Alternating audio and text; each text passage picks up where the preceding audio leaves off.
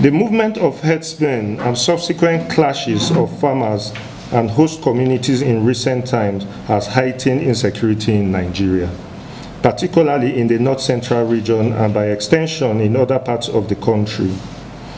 The driving force of the clashes is the competition for available resources, especially grazing land, as Mexico 2015. Consequently, grazing reserves, which were under a neglected agricultural sector, could not be sustained. It received little or no attention from succeeding administrations. As far back, herdsmen began to resort back to their traditional and seasonal grazing routes, which had been interrupted or interfered by industrialization, urbanization, demographic, and other natural factors. This then led to clashes and conflict with farmers and host communities. This conflict has been on the increase in recent times. They now constitute one of the major threats to Nigerian national security. There is still this dread among people in the South that the Northerners are coming to dip the Quran in the ocean. As the saying goes, this backwash of fear and mistrust is often reflected in the Nigerian media, whose main outlets are owned by Southern tycoon.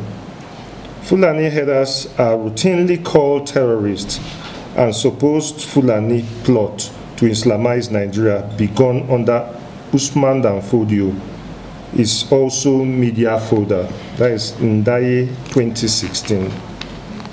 The stigmatization worsened after the election in 2015 as President Muhammadu Buhari, a Muslim Fulani from the north, became President of the Federal Republic of Nigeria. However, there is a deeper reason. The Middle Belt lies in the Nigeria religion fault line between the predominantly Muslim north and mainly Christian south. It is also a region that historically suffered chronic unrest. Blaming the herders and the Fulani in particular for an alleged genocide must be understood in the context of intense rivalry between different communities in the country. Violence between Nigeria herders and farmers has escalated, killing more than 1,300 people since January 2018.